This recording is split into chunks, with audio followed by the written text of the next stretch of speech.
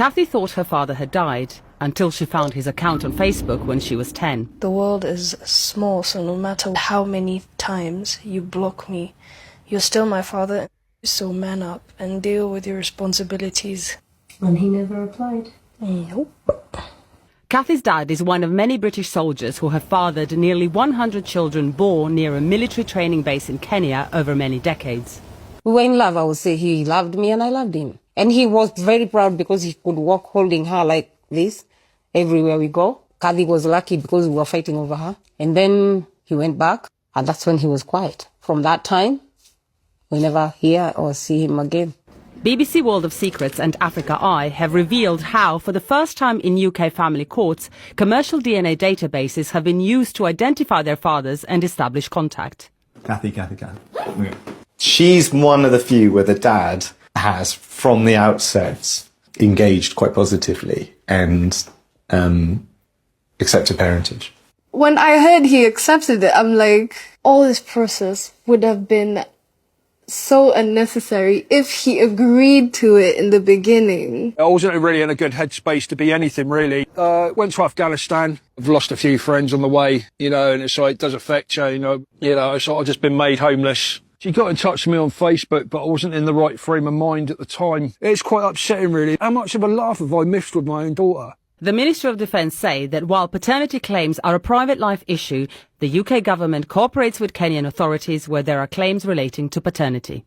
7 people from Kenya have won a case at the family court in London to prove they were fathered by British men working at an army base in their country. Commercially available DNA databases were used to identify otherwise unknown fathers. 6 had served at the British Army training unit in Kenya, at Baduk, and 1 worked as a contractor. It's the first time paternity has been proved in this way in a UK court. The decision opens the door for the offspring to apply for British citizenship. Crazy! Nicole Namoro is among hundreds of mixed-race children fathered and in most cases abandoned by British soldiers who came to Kenya to train under the British Army's training unit, or Batuk. Her mother, Generica, was working as a guard at the base when she met Nicole's father. It upsets me that he recognizes my child but refuses to formally give her his name. Recently he started talking to me. He says we should discuss these things outside the courtroom, but I can't have that conversation without guarantees. She and 7 other Kenyans recently won a case at a family court in London, with lawyers proving their children were fathered by British men serving at the army base in central Kenya. They use commercially available DNA databases to trace and match the soldiers to the children, the first time this kind of evidence has been accepted in a UK court. The ruling could pave the way for others to seek recognition, support, and potentially British citizenship. The greatest hindrance has been the fact that there has been no existing channel for redress for these kids and these mothers. So many times they'll work at the barracks, they're chased away. So it becomes nearly impossible for them to get access to their fathers. Okay, fine. Now I'm all alone. Justine Wanjuko was born during colonial times. She says her upbringing was marked by rejection because of the color of her skin. I was born a secret. My mother had to hide me. My mother had to take me to live with my grandmothers for my safety. Her husband could not accept me. It led to their divorce. In a statement to Al Jazeera, the UK Ministry of Defence says while paternity claims against UK service personnel are a private life issue, the government cooperates with local child support authorities where there are claims relating to paternity. Right now, we are passing through the British Army base in Nanyuki. The soldiers are allowed freedom of movement in the town, but over the years, some have been accused of human rights abuses.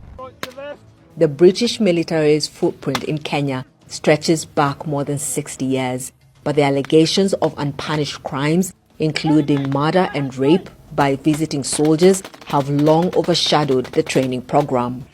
For women like Generica and children like Nicole, their fight is for acknowledgement, and rightful identity. So ladies and gentlemen, I'm trusting that you're all doing well today, and yes, welcome to the channel.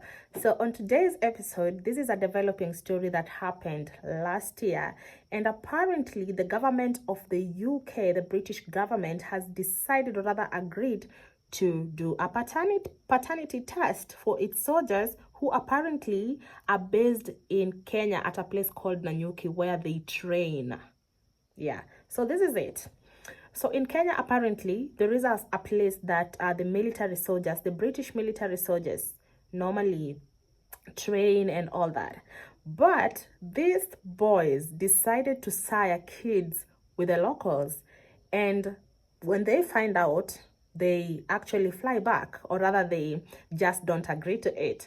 So we've seen that the government at least is doing something to be able to tell those kids that their fathers are somewhere, and therefore they have the right to know whatever their dad and their mothers did. That could be none of their business, but they decide they have the right to know who their fathers are, or rather. So you find that in this particular community, or rather this local place it's called Nanyuki, there are a lot of people who have mixed kids. And apparently, when they decide to find out, or rather to report to the father of their kids, they normally don't get the right. Because, you know, it's a military based, it's a military location, and you cannot just walk in like that. So basically, if you decide to walk in, you're going to be questioned, or rather you're not going to be let in, because why, or rather, what do you want here? So that has been the question since 2025 until now. But right now, justice is getting served. But then again, I'm like, why did you wait for that time until now, that you're now willing to agree that this is your child? And again, like in this context, should we blame the Kenyan government, or we blame the British government, or we blame the people who are involved?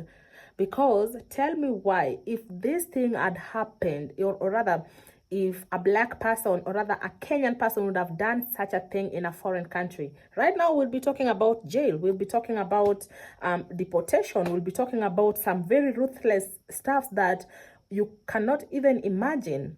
But then again, this is the question: who should we blame in this scenario? Because it has gotten very worse. Remember, like, you had a child with somebody else, and then even the child has gone through so many phases. Like, there is a child who is speaking in this video, and she's saying that she decided, or rather she tried to reach her dad through Facebook and all that, and then they wait for a family lawyer in British to do like a paternity test, and then right now they're willing to come and agree and try to find you. Like, if you just agree, you know what, it's fine, you slept with this girl and they are pregnant for you, you need to take responsibility. But then again, I feel like this is a wake-up call to most African countries. In the first place, why do British government has a training ground in Kenya? Because under what basis again? So ladies and gentlemen, comment below, tell me what you think about this issue, and is it really necessary? Because I don't see how are the jurisdiction really working, or what kind of benefits do Kenyan government get from allowing the British soldiers to be training in our grounds and all that? Because, you know, it doesn't really make sense to me. So make it make sense. If you know maybe why that is happening, please put the comment down below. And if you're new here, my name is Yvonne, and you're welcome to being part of my online family. To my returning subscribers, thank you so much, guys. Don't forget to subscribe. Until next time.